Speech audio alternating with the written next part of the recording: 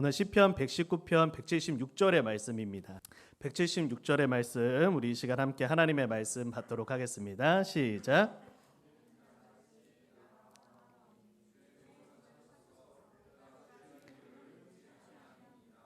아멘. 우리 오늘 함께 읽은 이 본문 말씀 통해서 다시 일어서는 믿음, 다시 일어서는 믿음이라고 하는 제목으로 오늘 주님 말씀 증거하도록 하겠습니다. 이번 한 주가 이제 연휴였는데 어떻게 딱 타이밍이 좋게 이번 한 주 제가 새벽 설교여가지고 그래서 저는 이제 근데 또 이제 저희 아기들은 이제 제 아내가 같이 이제 친정 갔어요. 그래서 이제 집에 오면 이제 샬롬이고 이제 대신 또 이제 또 설교 준비하고 아침에 일어나는 시간에는 좀 피곤하고 이제 좀 그런 한 주를 보냈는데 이번 한 주 동안에 이 시편 119편을 이제 월요일부터 금요일까지 쭉 이렇게 설교를 하면서 이 시편 119편에 있는 여러 가지 내용들을 다시금 마음에 묵상하게 되면서 이걸 우리 로뎀 가족들이랑 꼭 이 말씀을 좀 나눴으면 좋겠다라는 생각이 들어서 오늘 이 말씀을 준비했습니다.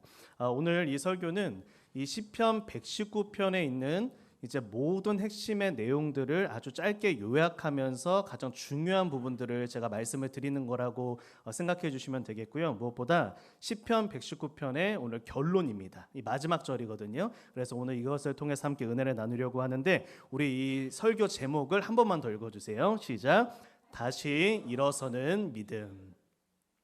이 시편 119편의 시인은 누가 적었는지는 이제 저희는 알 수가 없습니다. 그냥 이 본문의 상황상 유추해 보면은 어떤 영적 리더였구나라고 저희가 추측만 해요.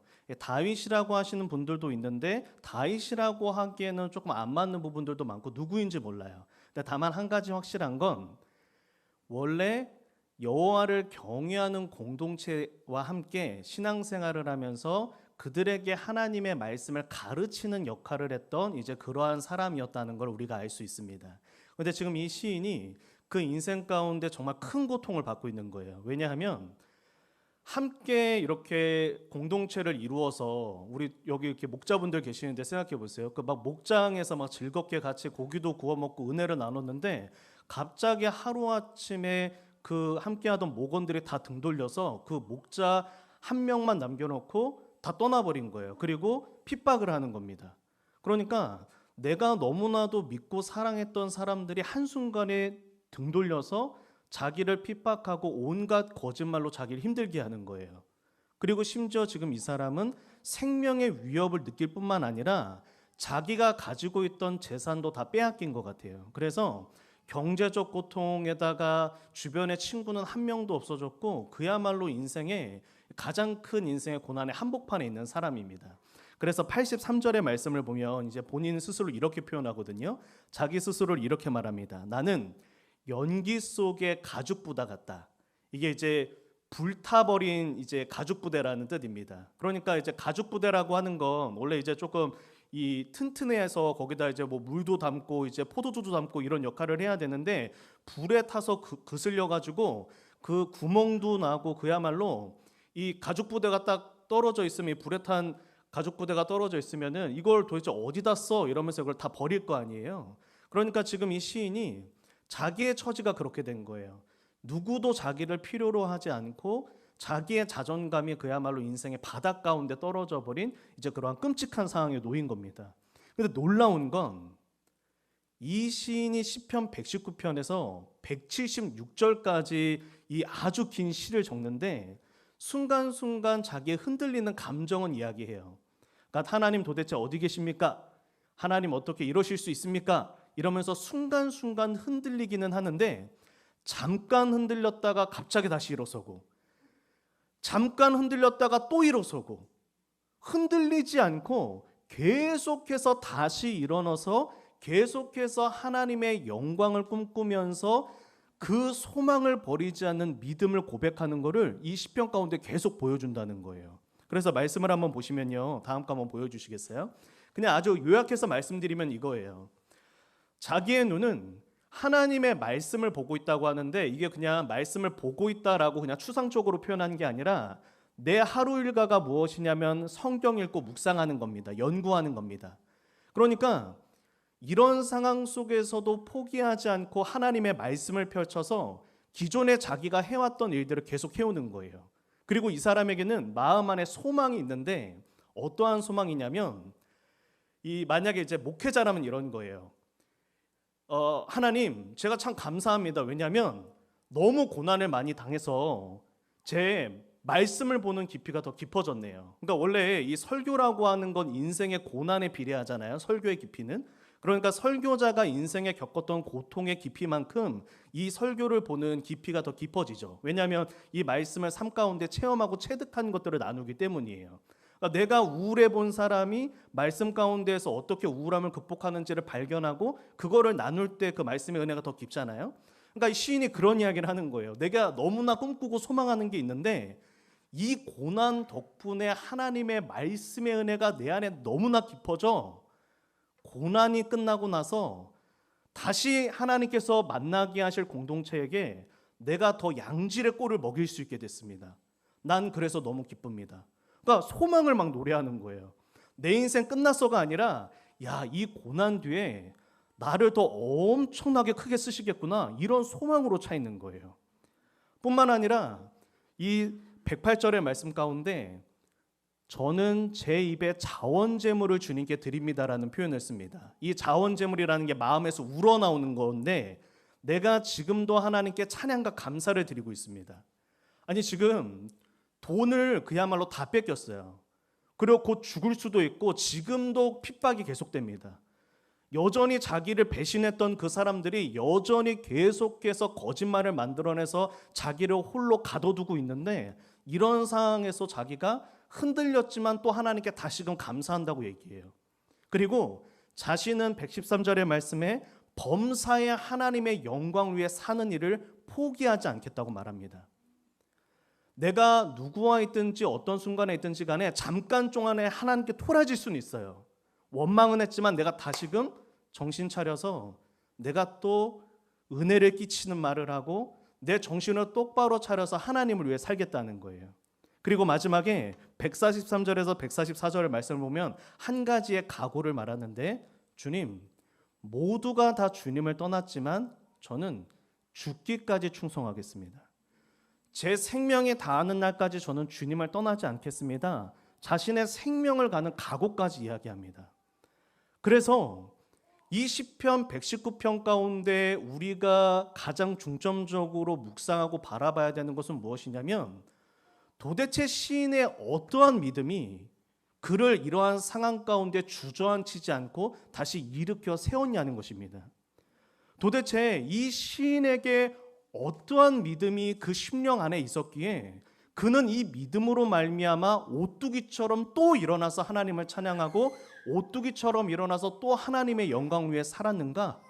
바로 그것을 오늘 우리 이 마지막 절의 고백을 통해서 한번 찾아가 보려고 합니다. 그래서 마침 또 띄워주셨네요. 어떠한 믿음이 이 시인을 다시 일어서게 하였는가? 바로 그것을 오늘 우리는 176절 이 마지막 절을 통해서 그 답을 찾아가 볼 수 있습니다. 우리 176절 말씀 한번 읽어보도록 하겠습니다. 시작.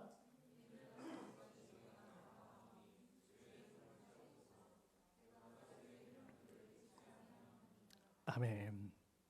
이게 마지막 절이에요. 결론입니다. 근데 이 결론 한 절 안에 너무나도 깊은 신앙의 고백이 하나 있어요.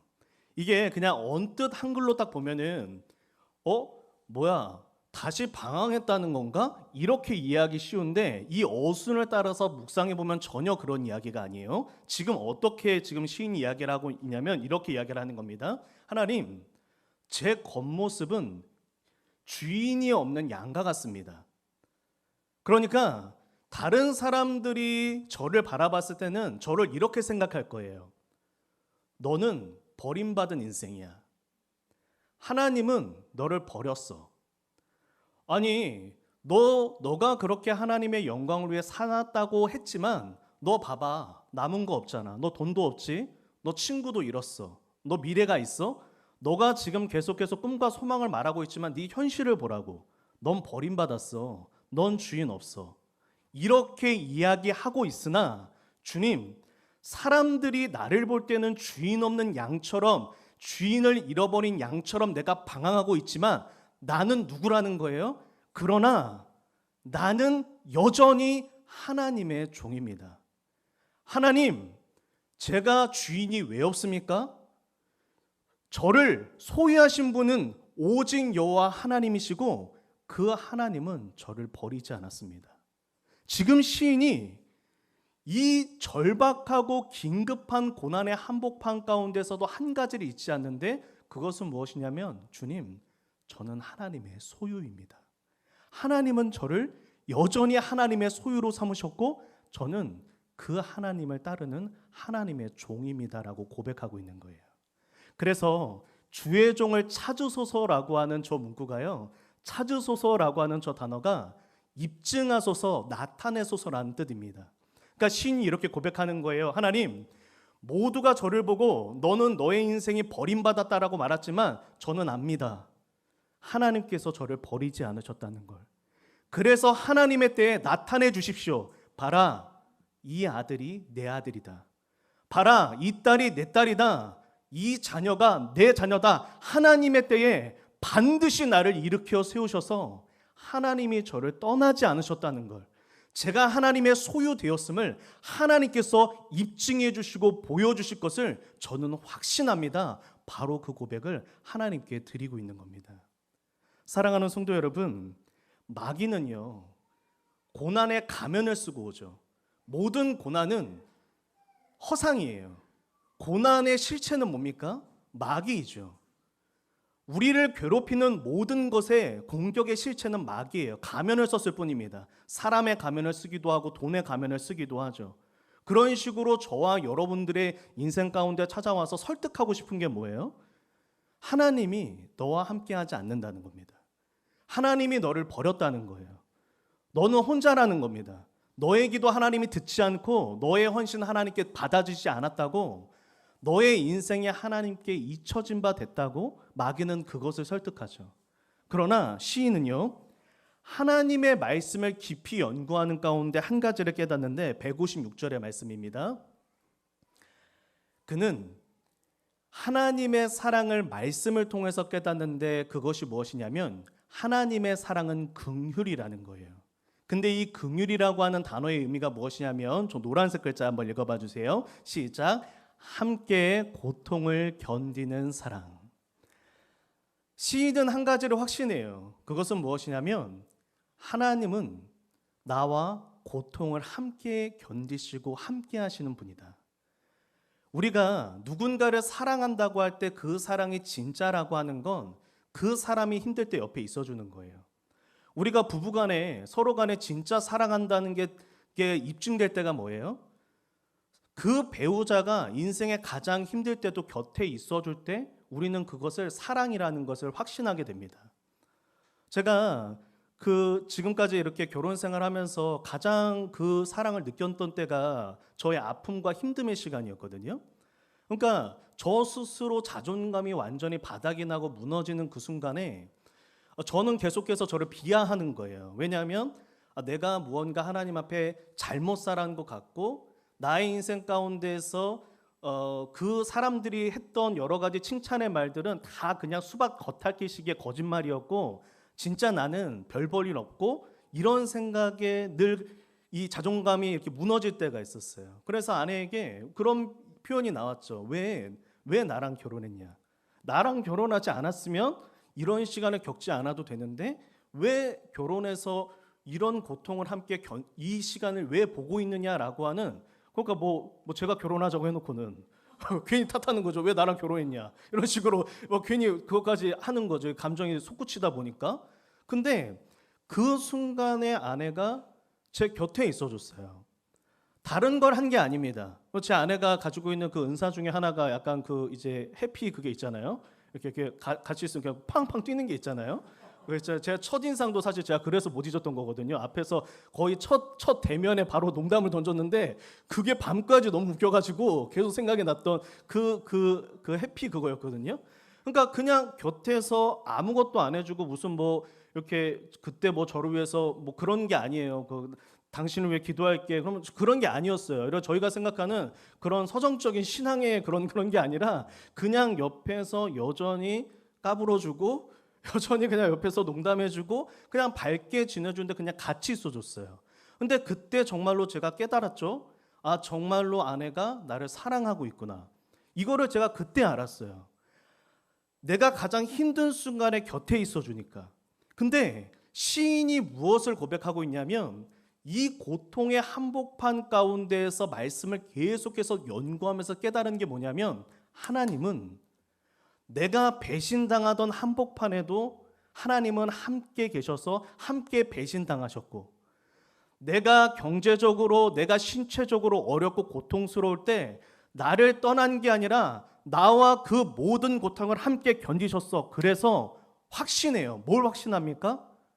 하나님께서 어떻게 그분이 그 모든 고통과 모욕을 영원토록 짊어지시냔 말이에요.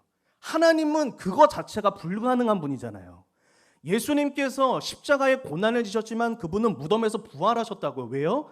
예수님께서 가지신 그분의 성정과 능력 자체가 승리와 영광이기 때문입니다. 하나님은 영원토록 고통을 받으실 수가 없어요. 하나님 자체가 영광과 승리와 명예이기 때문입니다. 그래서 시인이 그것을 고백해요. 하나님이 나와 함께하고 있기 때문에 나의 이 고통이 영원하지 아니할 것이라는 걸 확신합니다. 함께 힘드셨고 하나님께서 함께 하시니까 하나님의 때에 우리가 나와 하나님이 함께 일어날 거라는 걸, 자신과 하나님이 절대로 떨어지고 끊어지지 않는 존재라는 걸 그는 도리어 이 고난의 한복판 가운데서 확신했다라고 하는 거예요. 우리 이 다음 주에 제가 이제 화신 강좌 때 이제 함께 나누려고 하는 내용인데요. 그 대제사장 있잖아요. 그 대제사장이 이제 의복을 입는데 이 의복 하나하나에 다 영적인 의미가 있어요. 그런데 다음 거 한번 보여주세요. 제가 오늘 한 가지를 꼭 말씀드리고 싶은데 그게 무엇이냐면 이게 이제 대제사장입니다. 제사장과 대제사장은 입는 옷이 달라요. 대제사장은 딱 한 명이죠. 대제사장이 한 명이 있는데 대제사장 이 어깨에요. 이 검은색 보석을 이렇게 두 개 딱 달아요. 이게 검은색으로 추정되는 호미노라고 하는 보석을 여기다 딱 다는데 여기에 12지파 이름이 써져 있습니다. 이 어깨에요. 그리고 가슴에 흉패라고 하는 곳에 12개의 보석이 있어요. 그러니까 한 지파당 하나의 이름을 적힌 이 보석을 새기는 거죠. 그래서 이 어깨와 그리고 여기 있는 가슴에 있는 흉패에다가 이스라엘 지파의 이름을 딱 새겨 놓는 거예요. 자, 그리고 이것을 입고 나서 대제사장이 계속해서 돌아다닙니다. 이 대제사장 의복에는 금방울이 이게 발목에 달려 있거든요. 그래서 걸어 다닐 때마다 딸랑딸랑 소리가 나면서 온몸에서 이 상상해 보세요. 걸어 다닐 때 온몸이 그냥 번쩍번쩍거려요. 그러니까 이게 약간 어디 이렇게 가보시면 이렇게 막 뭐 이렇게 비춰지면은 이렇게 막 형광 반사돼서 반짝거리는 것처럼 모든 사람들이 안 보고 싶어도 대제사장을 보게 됩니다. 그 아무도 이렇게 옷을 멋지게 입고 막 그렇게 하지 않은 곳에서 혼자 번쩍거리고 혼자 금방울 소리가 나요. 모든 사람들이 아, 대제사장이 지금 오른쪽에 있구나, 지금 지성소에 들어갔구나, 성소에 들어갔구나 모르기 없을 정도로 대제사장이 가는 곳마다 이 번쩍번쩍거리는 게 함께 보인다는 거예요. 여러분, 이게 신약 성경에서 어떻게 나타나죠? 대제사장이 누구라고 말하죠? 예수 그리스도라고 말합니다. 예수 그리스도와 저와 여러분이 연합을 해요. 예수님을 믿는 순간 뭐라고 하죠? 예수 그리스도로 옷 입으라. 대제사장의 의복을 저와 여러분들이 입어요. 예수님을 믿는 순간, 예수님과 연합되는 순간 저와 여러분들이 하나님 보시기에는 뭐가 되는 거예요? 보석이 되는 겁니다. 어깨에 달린 보석과 흉패에 달린 보석처럼 하나님 보시기에 이 대제사장과 함께하고 있는 이 보석에 이름이 새겨진 것처럼 예수님과 연합된 저와 여러분들은 하나님 보시기에 언제나 눈이 부신 보석과 같은 존재가 되는 거예요. 이거를 베드로전서 2장 9절에서 이렇게 표현을 하죠. 한번 보여주세요. 우리는 그분의 소유가 된 백성인데 소유가 될 때 우리가 뭐에 들어간다고요? 기이한 빛. 근데 이거를 영어 성경으로 더 정확하게 번역했죠. 뭐라고 되어 있습니까? Wonderful light. His wonderful light. 하나님 보시기에 눈부시게 아름다운 빛된 존재가 저와 여러분이라는 거예요. 하나님께서 저와 여러분들을 소유로 삼는 순간부터 우리는 하나님 보시기에 보석처럼 빛나는 존재가 된다는 거죠. 그래서 이 시인은요 159절에서 이렇게 고백을 합니다. 159절 여호와의 인자하심. 저 노란색 글자 또 한번 읽어봐 주세요. 시작. 시인은 무엇을 확신하냐면 우리를 향한 하나님의 사랑은 실패하지 않는 사랑이라는 걸 확신해요. 인자하심이라고 하는 저 단어의 의미가 언약에 기반해서 절대로 소멸되거나 사라지지 않는 사랑입니다.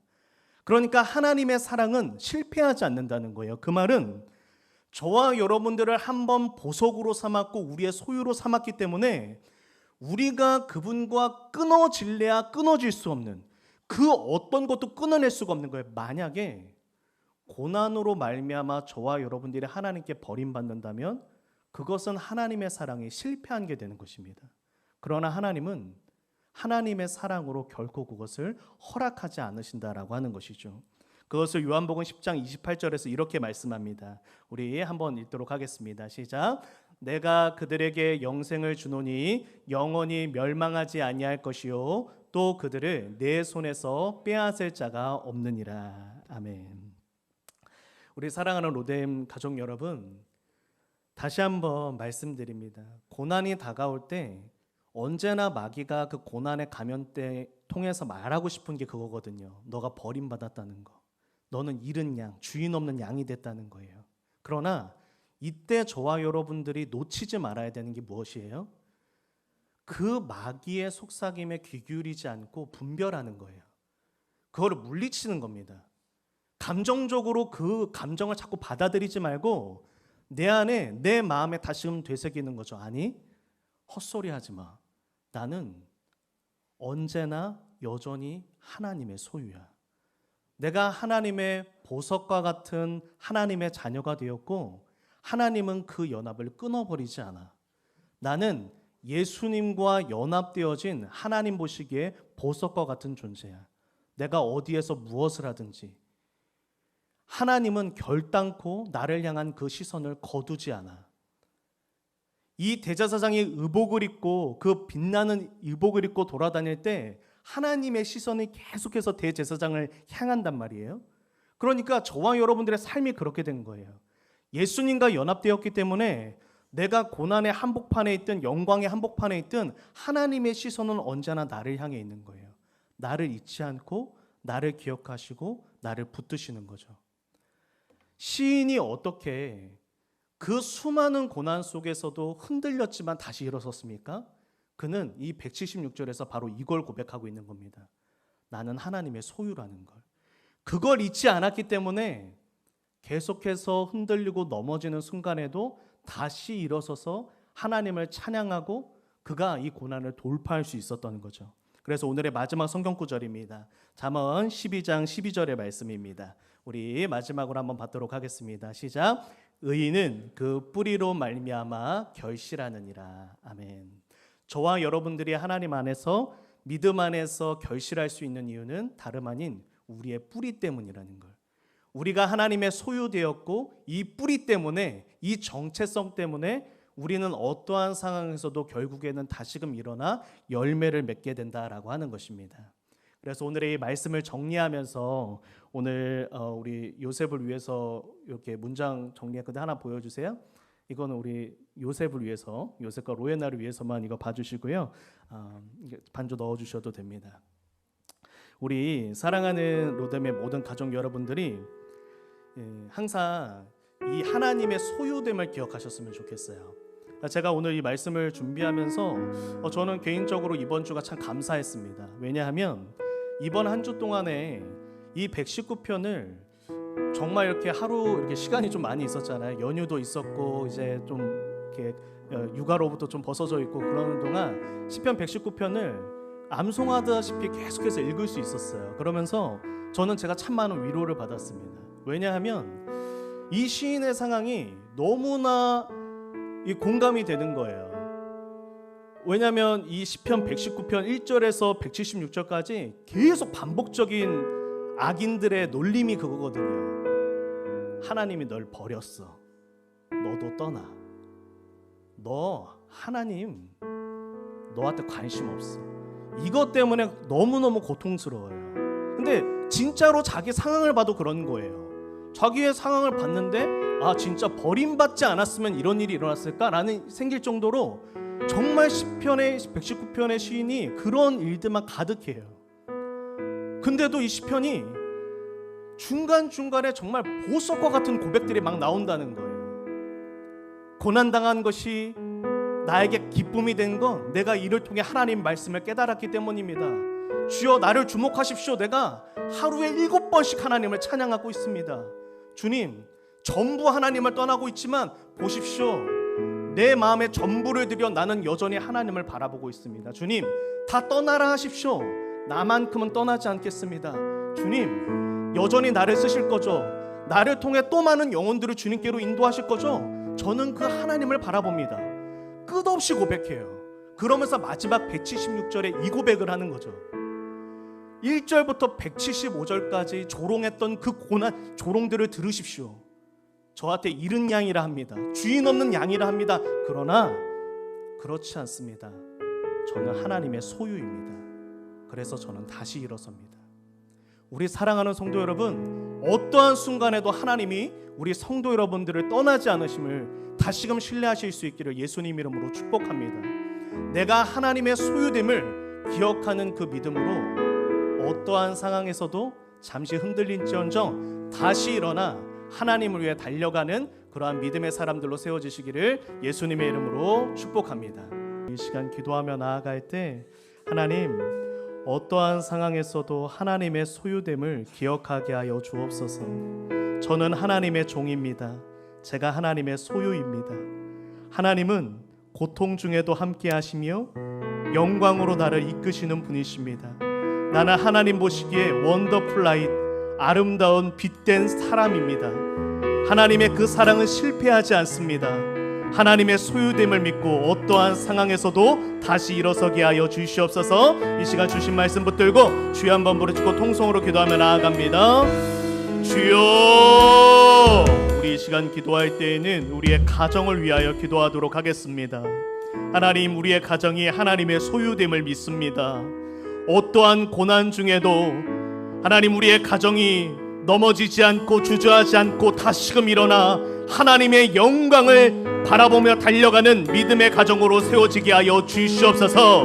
사랑하는 우리 자녀들 은혜로 충만하고 성령으로 충만하게 자라나게 하여 주시옵소서. 부모된 우리가 하나님 앞에 기도의 본을 보이고 믿음의 본을 보이게 하여 주시옵소서. 사랑하는 우리의 가정을 위하여 주여 한번 부르짖고 통성으로 기도하며 나아갑니다. 하나님, 때로는 마귀가 고난의 가면을 쓰고 찾아와 우리를 미혹할 때가 있습니다. 너는 버림받았고 너희 가정에 더 이상 하나님의 은혜가 부어지지 않는다고, 하나님은 너를 특별히 사랑하지는 않는다고, 그렇게 우리를 수도 없이 미혹하고 그로 말미암아 우리가 주저앉게 만들고 하나님과 멀어지게 속입니다. 이러한 마귀의 간계에 속지 않도록 우리의 영혼이 하나님 앞에 깨어있도록 도와주옵소서. 우리에게 분별력을 더하여 주옵소서. 오늘의 시편 119편 176절의 고백이 우리의 고백이 되어 그렇지 않다, 나는 하나님의 종이다, 여전히 나는 하나님께 속하였다, 여전히 나는 하나님의 소유가 된 하나님의 보석과 같은 하나님의 사람이다. 그 믿음의 고백으로 승리하는 우리 모두가 되게 하여 주옵소서. 특별히 이 자리에 부모로 부름받은 우리 로뎀의 모든 장년 성도들을 축복하며 기도합니다. 자녀들에게 그 믿음의 본을 보이게 하여 주옵소서. 사랑하는 나의 자녀들이 왜 아빠는, 왜 엄마는 이런 상황 가운데에도 원망하지 않아, 왜 이런 상황 가운데도 하나님을 더 신뢰하는 거야 물어볼 때 자신 있게 믿음으로 우리의 가정이 하나님의 소유되었기 때문에 우리 가정은 망하지 않아, 엄마 아빠는 무너지지 않아, 우리는 하나님의 소유이기 때문이야. 그 믿음의 대장부다운 믿음의 본을 보이는 사랑하는 우리 로뎀의 모든 부모들 될 수 있도록 도와주시고 함께하여 주옵소서. 그리하여 하나님의 때가 이를 때에 하나님과 함께 부활의 승리를 누리며 찬양하며 하나님을 높이며 하나님을 간증하는, 하나님을 향한 믿음의 기념비를 세워가는 우리 모두로 하나님 앞에 하나님께 쓰임받을 수 있도록 도와주시고 함께하여 주옵소서. 어떤 상황에서도 하나님의 소유됨을 기억함으로 다시 일어서기를 소망합니다. 도와주옵소서. 지금은 우리를 죄와 죽음에서 건지신 주 예수 그리스도의 은혜와 영원토록 변함없는 하나님의 신실하신 사랑과 성령 하나님의 감동감화 교통 충만케 하심과 이해하심과 공감하심과 도우심, 그리고 다시금 일으켜 세우시는 은혜가 어떠한 상황에서도 하나님의 소유됨을 잊지 않기로 결단하는 이 자리에 있는 모든 하나님의 권속들 위해, 모든 가정들 위해 이제로 영원토록 함께 하시기를 축원하옵나이다. 아멘.